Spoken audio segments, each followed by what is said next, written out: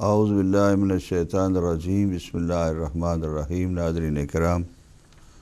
ماہ مبارک کے روزوں کے اندر، روزوں کی حالت میں اور روزوں کے اثر میں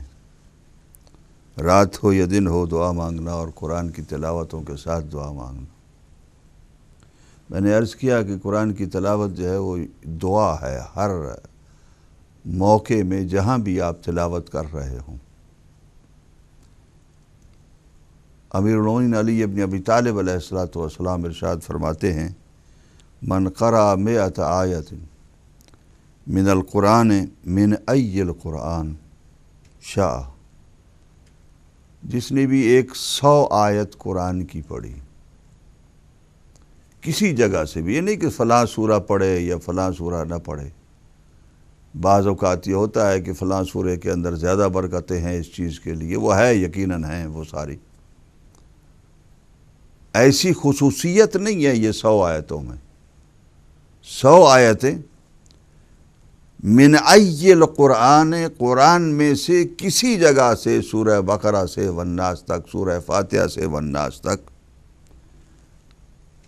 اگر کوئی انسان 100 آیت قرآن کی پڑھ لے اور ثم قال یا اللہ 7 مرات، اور پھر اس کے بعد یا اللہ کہے 7 دفعہ، 7 دفعہ یا اللہ کہے، ولو دعا علی الصخرۃ لقلعہا انشاءاللہ، اگر کسی چٹان کے اوپر وہ دعا کرے تو اللہ سبحانہ وتعالی اگر چاہے تو اس چٹان کو بھی جو ہے وہ ہلا کر رکھ دے، وہ چٹان بھی اپنی جگہ چھوڑ دے۔ وہ 100 آیتوں کی طاقت یہ ہے کہ اگر 100 آیتوں کو پڑھ کر اللہ سبحانہ وتعالی کو پکارے 7 دفعہ، وہی بات دل کی توجہ سے، اپنے انگ انگ سے، اپنے جسم کے رواں رواں سے، اپنے جسم کی خون کی نالیوں کے ہر حصے سے، سر سے لے کر پاؤں تک اللہ سبحانہ وتعالی کے اندر، یعنی اللہ کی سبحانہ وتعالی کے اس دنیا کی ہستی کے اندر ڈوب کر اپنے اللہ کو، اپنے مالک کو، اپنے خالق کو، اپنے رازق کو یاد کر کے 7 مرتبہ یا اللہ کہے، تو امیر المومنین ارشاد فرماتے ہیں کہ یقیناً اگر پہاڑ پر کسی چٹان پر وہ دعا کرے گا تو وہ چٹان اپنی جگہ چھوڑ دے گی۔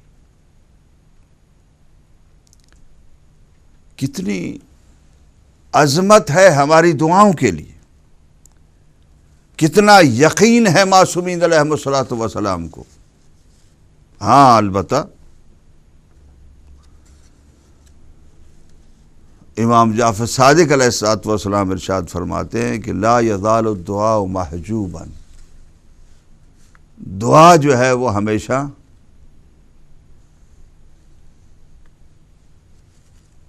بند رہتی ہے، اس کے سامنے رکاوٹ رہتی ہے، اس کے سامنے پردہ رہتا ہے، عن السماء، آسمان سے، حتیٰ یصلی علی محمد و آل محمد، یہاں تک کہ محمد و آل محمد پر صلوات بھیجی جائے۔ صلوات کے بغیر کوئی دعا مت بھیجیے گا، اس لیے کہ صلوات کے بغیر جو بھی دعا ہے وہ آسمان کے اوپر چڑھنے سے، یعنی دعا کی ضرورت نہیں ہے کہ آسمان کے اوپر بلند ہو، آسمان کی طرف اوپر بلند کرنے کے لیے اس دعا کو اللہ سبحانہ وتعالی جہاں جہاں بھی فرشتے ہیں آسمان کے اندر ان کو سنوانا چاہتے ہیں اپنے مومن کی آواز۔ اللہ اپنے سننے کے لیے دعا آسمان کی طرف نہیں چڑھواتے ہیں۔ یہ اگر تصور ہے کہ اللہ کے سبحانہ وتعالی سننے کے لیے اوپر کہیں بیٹھے ہوئے ہیں اور وہاں پر جا کر سنتے ہیں، نہیں، ایسی بات نہیں ہے۔ ہمارے دل کے اندر سے اگر دل کی گہرائی سے دعا نکلتی ہے تو نکلنے سے پہلے اللہ سبحانہ وتعالی اس کو جانتے ہیں یقیناً، اور اس کے بعد قبولیت کا شرف عطا فرماتے ہیں اگر اس کے اندر کوئی ایسی غیر منطقی اور غیر معقول دعا نہ ہو تو۔ وہ اپنی جگہ پر ہر انسان سمجھدار سمجھتا ہے اپنے لیے کہ میں کس ماحول کے اندر ہوں، کس زندگی کے اندر ہوں، میرے لیے کیا چیز مناسب ہے، میرے لیے کیا چیز معقول ہے، میرے لیے کیا چیز غیر معقول ہے۔ تو دعا کو بھیجنے کے لیے صلوات پڑھیں، صلوات پڑھ کر جو ہے وہ دعا بھیجیں۔ قرآن مجید کی تلاوت کریں تو قرآن مجید کی تلاوت کے ذریعے سے دعا جو ہے وہ اپنی قبول کرائیں۔ 100 آیتیں پڑھ کر، رک رک کر، ٹھہر کر، ایک مومن کی طرح جو آیات پڑھی جاتی ہیں ایک ایک لفظ کے ذریعے سے، اس کے اندر یہ مزہ لیجئے کہ اللہ سبحانہ وتعالیٰ کی گفتگو ہے، اللہ سبحانہ وتعالیٰ کی باتیں ہیں کہ جو میں اب دہرا رہا ہوں، جن کو جبریل امین نے دہرایا، جن کو روح القدس نے دہرایا، جن کو سرور کائنات حضرت محمد مصطفیٰ صلی اللہ علیہ وآلہ وسلم نے دہرایا اور پڑھا، جن کو امیر المومنین علی ابن ابی طالب علیہ السلام اور ان کی اولاد نے تلاوت کیا، ان آیات حکیمہ، ان آیات الہیہ کی میں تلاوت کر رہا ہوں۔ اس تلاوت کو بھی اس طریقے سے نہ کیا جائے کہ توجہ تلاوت کی طرف نہ ہو، تلاوت توجہ کے ساتھ سبحانہ وتعالیٰ کی کتاب خداوندی کی اس طریقے سے کہ اللہ سبحانہ وتعالیٰ کی وحی نازل ہو رہی ہے اور انسان اس وحی کو سن رہا ہے۔ جب اس طریقے سے تلاوت جو ہے وہ کی جائے تو اس کے بعد 100 آیتوں کے بعد امیر المومنین نے جو ارشاد فرمایا ہے، نسخہ بتایا ہے ہمارے لیے، اس کے مطابق، اور پھر روزے کی حالت میں جب 100 آیتیں پڑھی جائیں، یہ تو امیر المومنین نے یہ شرط نہیں لگائی کہ روزے کی حالت میں، روزہ اپنی جگہ پر ایک اور مددگار ہے دعا کے لیے۔ روزہ ایک بہت بڑی طاقت ہے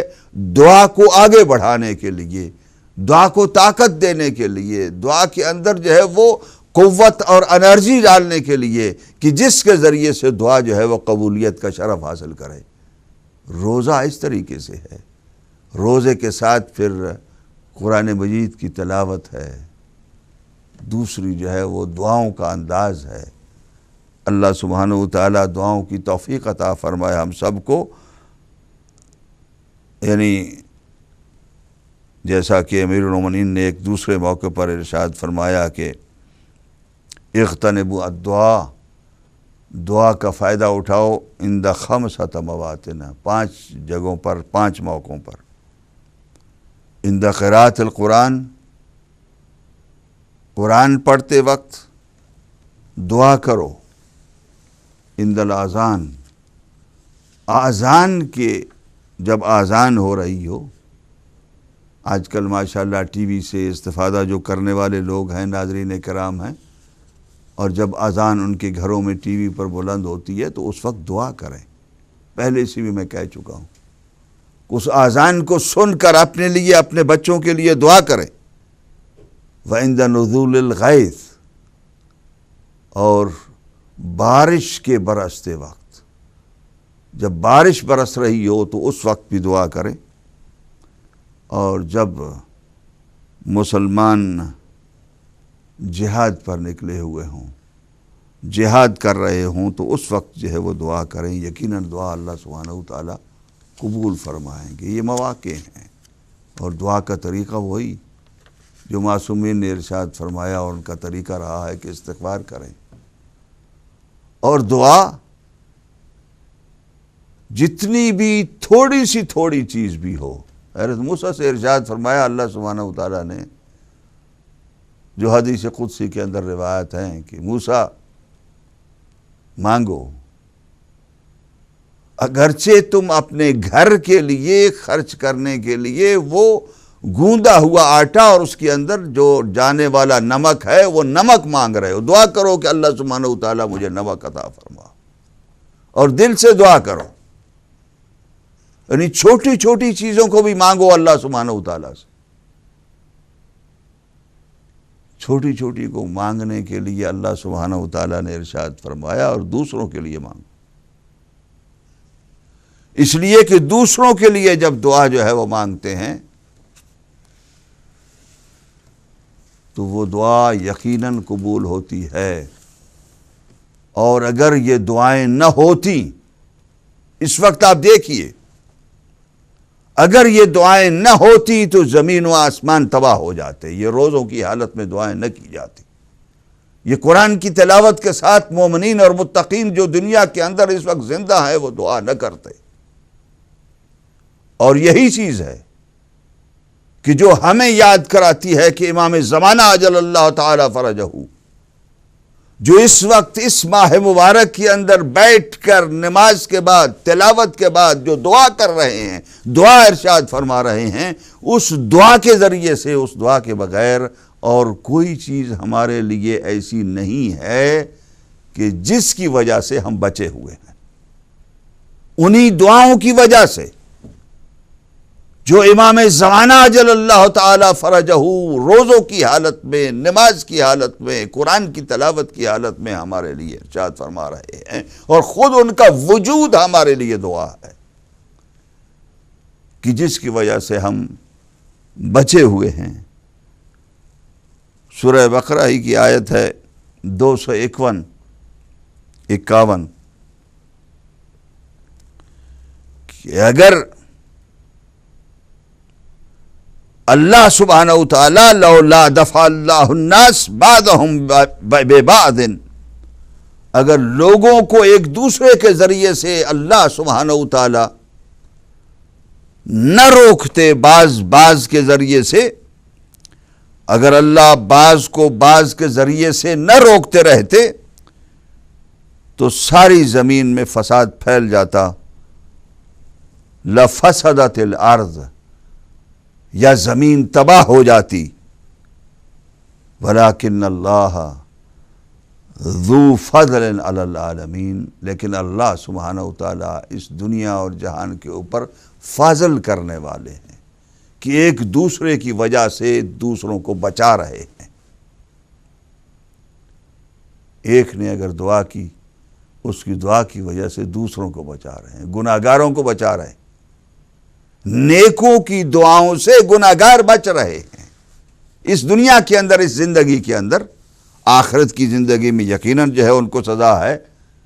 لیکن اس دنیا کے اندر جو بچاؤ ہے، جو امن ہے، جو تھوڑا بہت جو ہے وہ انسان کو بچاؤ مل رہا ہے، یہ ایک دوسرے کی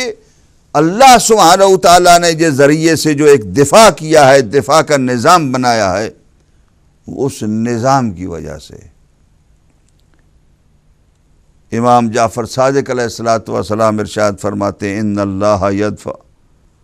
بمن یصلی من شیعتنا امن لا یصلی من شیعتنا، کہ اللہ سبحانہ وتعالی جو نمازیں پڑھتے ہیں شیعہ، ان کے توسل سے، ان کی وجہ سے اس دنیا کے اندر جو شیعہ جو ہے وہ نماز نہیں پڑھ رہے ان کو محفوظ اور معمول رکھتے ہیں، اسے دفاع کرتے ہیں. اور اگر سارے کے سارے نماز کو ترک کر دیں گے، لو اجمعوا علی ترک الصلاۃ لہلکوا، ترک صلاۃ پر اگر جمع ہو جائیں گے، نماز سارے کے سارے چھوڑ جائیں گے تو وہ ہلاک ہو جائیں گے سارے کے سارے. اسی طریقے سے جو روزے رکھ رہے ہیں مومنین، امام فرماتے ہیں کہ ان روزے رکھنے والے مومنین کے ذریعے سے جو روزے نہیں رکھ رہے، اللہ ان کو بھی محفوظ کیے ہوئے ہیں. اللہ کے روزے نہ رکھنے والے جو محفوظ ہیں آج، وہ اس وجہ سے ہیں کہ جو روزے رکھنے والے ہیں.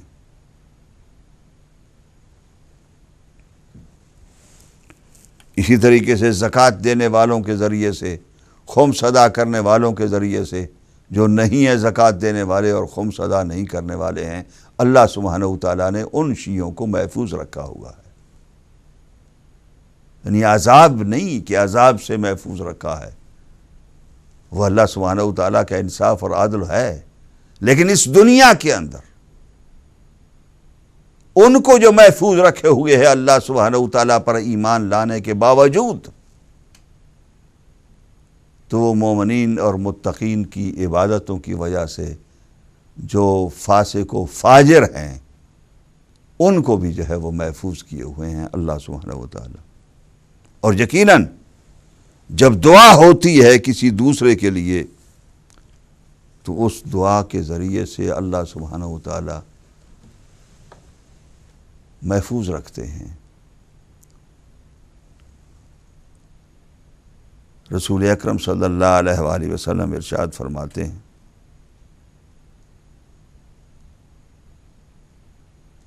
یا ابا ذر، اے ابو ذر، یکفی من الدعاء مع البر، دعا جو ہے وہ کافی ہے نیکی کے ساتھ، ما یکفی الطعام من المل، اس چیز کے لیے کہ جو نمک کی طرح ہے، وہ کافی ہے دعا۔ یا دعا نیکیوں میں، یعنی نیکیاں ہم کر رہے ہیں تو ضروری نہیں ہے کہ دن رات ہم بیٹھے رہیں کہ دعا مانگتے رہیں۔ 24 گھنٹوں کے اندر جب مومنین کرام روزے کی حالت میں بھی ہیں اور شب بیداری بھی کر رہے ہیں، قرآن کی تلاوت کے ذریعے سے، عبادات کے ذریعے سے، نوافل کے ذریعے سے، نماز شب کے ذریعے سے، کہ جو اور صدقات بھی دے رہے ہیں، خرچ بھی کر رہے ہیں، یہ نیکیاں ہیں۔ اگر ماہ رمضان کے اندر ان نیکیوں، یعنی یہ رسول اکرم کی قید نہیں ہے، کبھی بھی نیکیوں کے اندر تمام نیکیاں اپنی جگہ پر ہیں، اگر دعا ایک نمک برابر بھی ہو تو وہ بہت کافی ہے دعا۔ ایک مرتبہ یا اللہ کہہ دینا، اللہ سبحانہ و تعالیٰ کی پوری توجہ کے ساتھ پورے اپنے ذہن کو، اپنی فکر کو، اپنے دماغ کو، اپنے جو ہے وہ خون کے اندر جو ہے وہ حرکت جو ہے وہ اس حرکت کو، جتنی بھی جسمانی جو ہے وہ سوچ اور بچار اور دل کے اندر جو آنے والی چیزیں ہیں، ان سب کے ساتھ جو ہے وہ اللہ سبحانہ و تعالیٰ کو ایک مرتبہ پکار لینا 24 گھنٹے میں کافی ہے۔ دن رات دعاؤں کے اندر بیٹھے رہنے کا حکم نہیں ہے جی، دعا مانگیے، دیکھیے توجہ کب ہو رہی ہے۔ امیر المومنین علی ابن ابی طالب علیہ السلام ارشاد فرماتے ہیں کہ نماز کے ساتھ نوافل پڑھیے، جب اقبال ہو، جب ادبار ہو تو اس وقت جو ہے وہ نوافل کو چھوڑ دیجئے تو بہتر ہے۔ اقبال کے ساتھ نوافل پڑھیے کہ جب توجہ آگے آ رہی ہے اور آگے بڑھ رہی ہے، اللہ کے حضور، اللہ کے سبحانہ و تعالیٰ کے دربار میں اپنے آپ کو جب سمجھتے ہیں کہ میں اسی دربار کے اندر کھڑا ہوں، سمجھتے ہیں کہ اللہ سبحانہ و تعالیٰ کے سامنے میں حاضری دے رہا ہوں، تو اس وقت آگے بڑھیے اور پھر نوافل بھی پڑھیے، پھر دعا بھی پڑھ لیجیے، اللہ سبحانہ و تعالیٰ کو یاد کیجیے۔ یا ابا ذر، مثل الذی یدعو بغیر عمل کمثل الذی یرمی بغیر وتر، جو شخص دعا مانگ رہا ہے بغیر کسی نیکی کے، بغیر کسی اچھے کام کے، کوئی بھی اچھا کام نہیں ہے، اور اب بیٹھ کے جی دعا مانگنے کے لیے اللہ کے حضور، تو دعا دل سے نکلے گی نہیں، اس لیے کہ وہ اس دل کے اندر، جس دل کے اندر نیکی کبھی بھی نہیں آتی ہے، اس دل کے اندر اللہ سبحانہ و تعالیٰ کبھی بھی نہیں جاتے ہیں، کبھی بھی نہیں داخل ہوتے ہیں۔ اللہ سبحانہ و تعالیٰ خود نہیں داخل ہوتے ہیں، اللہ کی سبحانہ و تعالیٰ کی سوچ کی فکر، کہ اللہ سبحانہ و تعالیٰ جو جس طریقے سے ان کی معرفت جتنی بھی ہے، وہ معرفت اپنے دل کی گہرائیوں کے اندر ہو، تو اس معرفت کے ساتھ جب انسان اللہ کی طرف متوجہ ہوتا ہے، اور وہ معرفت اللہ سبحانہ و تعالیٰ کی کبھی گناہگار اور جو انسان خطا کرنے والا ہے، خطاؤں کا پتلا ہے، جو ہمیشہ خطائیں کرتا ہے اور کبھی نیکی نہیں کرتا، وہی اس آدمی کی بات ہے جو کبھی بھی عمل نہیں کرتا۔ اچھا، وہ اگر دعا مانگ رہا ہے تو اس کی دعا اس طریقے سے ہے جیسا کہ کمان کے بغیر کوئی آدمی تیر پھینک رہا ہے۔ کمان نہیں ہے، ایسے تیر جو ہے وہ پھینک رہا ہے ہاتھ سے، کمان کے بغیر تیر کو دور نہیں جائے گا۔ وہ تھوڑے فاصلے پر ہی جائے گا۔ اسی طریقے سے دعا بھی آگے نہیں بڑھے گی، یہیں جا کر آگے جا کر جو ہے وہ گر جائے گی۔ بغیر کمان کے تیر پھینکنا ہے، دعا بغیر عمل کے۔ ان اللہ یصلح بصلاح العبد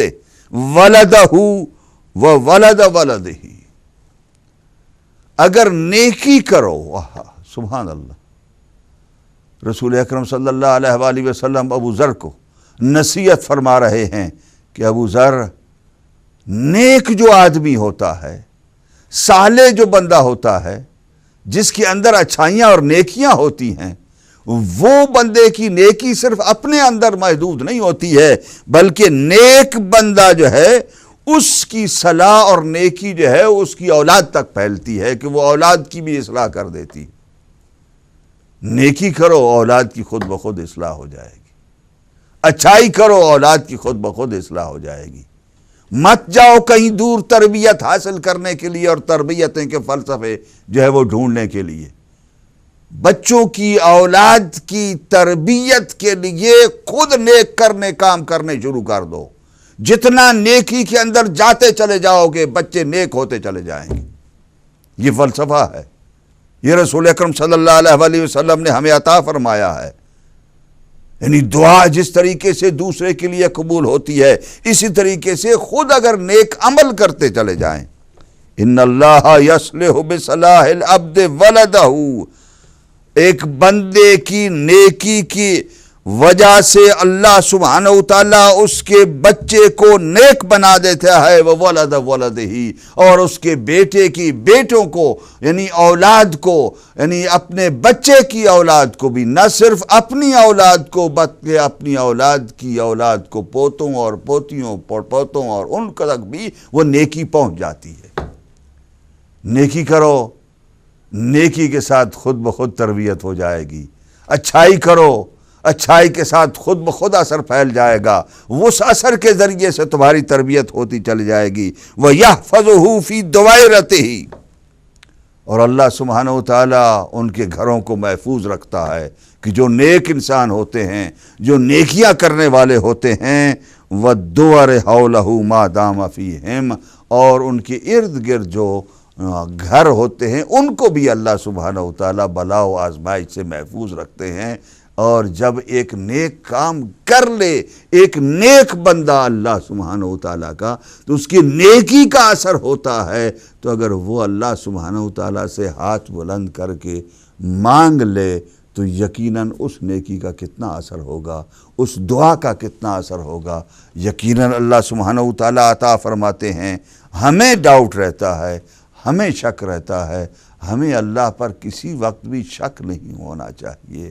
اپنی کیفیت کو بدلنا چاہیے، اپنی حالت کو بدلنا چاہیے۔ میں نے عرض کیا کہ ماہ مبارک، روزوں کی برکتیں اپنی جگہ پر، کتاب حکیم کی تلاوت کی برکت اپنی جگہ پر روزے کی حالت میں، اور پھر روزے کی حالت میں صدقات و خیرات کی برکت اور اس کے اثرات اپنی جگہ پر۔ یہ تینوں چیزیں، روزہ، تلاوت کلام حکیم، اور اس کے بعد صدقات و خیرات، کہ جن صدقات و خیرات کے بارے میں نے عرض کیا کہ قرآن مجید کے اندر کتنا کھلا فلسفہ اور کھلا جو ہے وہ دستور اللہ سبحانہ وتعالیٰ نے بیان فرمایا ہے۔ اس کھلے ہوئے دستور کے ساتھ اللہ کے راستے میں خرچ کرنا اور نیکی کو پھیلانا، یہ تینوں چیزیں جب جمع ہو جائیں تو دعا کا ماحول بنتا ہے یا نہیں بنتا ہے؟ اس سے بہتر دعا کا ماحول کب بنے گا؟ یقیناً اگر میرا روزہ بھی خالصتاً للہ ہے، یقیناً ہے، اگر میری تلاوت کلام حکیم بھی وہ خالی جو ایک رواج ہے کہ قرآن کی تلاوت ہونی چاہیے ماہ مبارک میں،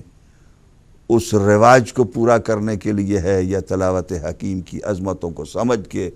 اور اس کو ٹھہر ٹھہر کر پڑھنا جو ہے وہ میں سمجھتا ہوں کہ اس طریقے سے تلاوت حکیم ہو، وہ تلاوت حکیم بھی ہو، روزے کی برکتیں اور رحمتیں بھی ہوں، اور پھر اس کے بعد صدقہ و خیرات بھی یقیناً ہر مومن کرتا ہے، اور صدقہ خیرات بھی کر رہا ہو۔ اس حالت میں جب اپنے آپ کو وہ دعا کے لیے کھڑا کرے گا، دعا کے لیے وہ متوجہ ہوگا۔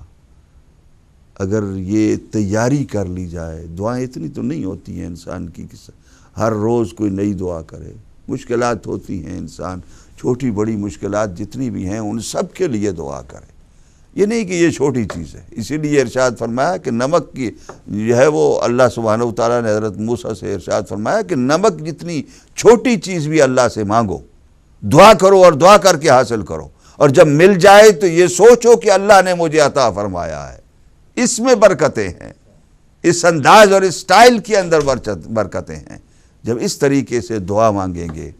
اور دعا کا ماحول ایک ماہ مبارک کے اندر بن جائے گا تو یقیناً اللہ مومنین کی دعاؤں کو قبول فرمائے گا۔ اور میں کل آپ کی خدمت میں عرض کروں گا اسی وقت کہ اللہ سبحانہ وتعالیٰ کی صحیح معنوں میں معرفت رکھنے والے نے، معصومین علیہم الصلاۃ والسلام نے ماہ مبارک کے اندر کس انداز سے ہمیں دعائیں سکھائی ہیں، اور وہ دعائیں کیا ہیں، ان دعاؤں کے الفاظ کیسے ہیں، کس طریقے سے ہمیں دعاؤں کا طریقہ سکھایا ہے، اور وہ کون سی چیزیں ہیں جو مانگنے کے لیے ہمیں راستہ بتایا ہے کہ یہ چیزیں مانگو اس ماہ مبارک کے اندر۔ اللہ سبحانہ وتعالیٰ آپ کو، آپ کے خانوادے کو، آپ کے بچوں کو، آپ کے بچوں کی اولاد کو، آپ کے ہمسایوں کو، آپ کی کمیونٹی کو، آپ کے جہاں جہاں بھی جو ہے وہ تعلق اور رشتے ہیں ان سب کو بحق کے قرآن، بحق کے ماہ رمضان مبارک، بحق کے صدقات و خیرات، بحق کے معصومین علیہم الصلاۃ والسلام اس ماہ مبارک کی برکتوں سے مالا مال فرمائے، اس کی رحمتوں سے آپ کی جھولیاں بھر دے، اور اس کی برکتوں سے اللہ سبحانہ وتعالی آپ کے دلوں کو روشن و منور فرما دے۔ یقیناً ہماری دعائیں یہی ہیں کہ جتنا ہمارے دلوں کے اندر اللہ سبحانہ وتعالی کا عشق اور اللہ سبحانہ وتعالی کا نور معرفت آئے گا، اس سے بڑھ کر دنیا کے اندر کوئی چیز نہیں ہے، اور اس سے بڑھ کر مانگنا بھی کوئی دوسری چیز جو ہے وہ درست نہیں ہے۔ یقیناً دنیا کی نعمتیں ہیں، لیکن سب سے بڑی بات یہ ہے کہ اللہ سبحانہ وتعالیٰ کے معرفت حاصل ہو۔ یقیناً اللہ ہمارے امام زمان اجل اللہ تعالیٰ فرجہ کے تصدق میں دعاؤں کو قبول فرمائے گا، اور ان کی دعاؤں کو ہمارے حق میں اللہ سبحانہ وتعالیٰ یقیناً قبول فرماتا ہے۔ ربنا تقبل منا انک انت السمیع العلیم۔